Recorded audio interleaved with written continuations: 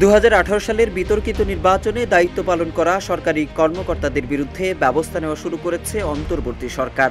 ইতোমধ্যে নির্বাচনে রিটার্নিং কর্মকর্তা হিসেবে দায়িত্ব পালন করা ৩৩ জেলা প্রশাসককে তাদের বর্তমান পদ থেকে বিশেষ ভারপ্রাপ্ত কর্মকর্তা করেছে সরকার।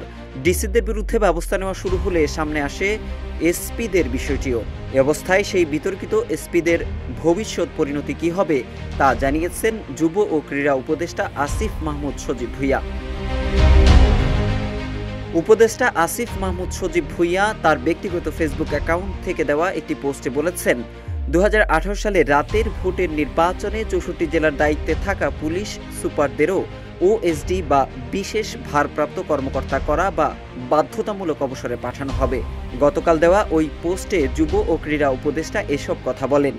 বিগত বিতর্কিত তিনটি জাতীয় সংসদ নির্বাচন যেমন ২০১৪, ২০১৮ ও ২০২৪-এর সময় দায়িত্বে থাকা সাবেক জেলা প্রশাসকদের বাধ্যতামূলক অবসরে পাঠানো ও ওএসডি করার বিষয়ে গত ২০ ফেব্রুয়ারি বৃহস্পতিবার সিদ্ধান্ত হয়।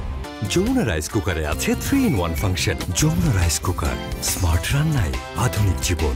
এদিকে সম্প্রতি সচিবালয়ে সাংবাদিকদের সাবেক জেলা প্রশাসক বা ডিসিদের বাধ্যতামূলক অবসরে পাঠানো ও ওএসডির সিদ্ধান্তের কথা জানান জনপ্রশাসন মন্ত্রণালয়ের জ্যেষ্ঠ সচিব মোহাম্মদ মোখলেস উর রহমান। এরপর ফেসবুক স্ট্যাটাসে এসপিদের ব্যাপারেও এমন ব্যবস্থা নেওয়া হবে বলে জানালেন যুব ও ক্রীড়া উপদেষ্টা আসিফ মাহমুদ সজীব ভুঁইয়া। এদিকে ২০১৪ সালের জাতীয় সংসদ নির্বাচনে অর্ধেক প্রার্থী বিনা প্রতিদ্বন্দ্বিতায় নির্বাচিত হন, যে নির্বাচনে অংশ নেয়নি বিএনপি সহ বেশিরভাগ দল। এরপরের জাতীয় সংসদ নির্বাচন অনুষ্ঠিত হয় ২০১৮ সালে, কিন্তু এই নির্বাচনে নিবন্ধিত সব দল অংশ নিলেও দিনের ভোট রাতেই হয়ে যায়। ওই নির্বাচন রাতের ভোটের নির্বাচন হিসেবে ব্যাপক পরিচিতি পায়। সর্বশেষ গত বছরের জানুয়ারিতে অনুষ্ঠিত দ্বাদশ জাতীয় সংসদ নির্বাচনে বিএনপি সহ অনেক দল বর্জন করে। এই নির্বাচনেও প্রতিদ্বন্দ্বিতা করা প্রার্থীদের বেশিরভাগই ছিলেন আওয়ামী লীগের নেতা।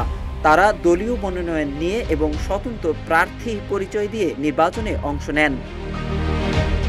মোহাম্মদ সাইফুল ইসলাম, ইত্তেফাক।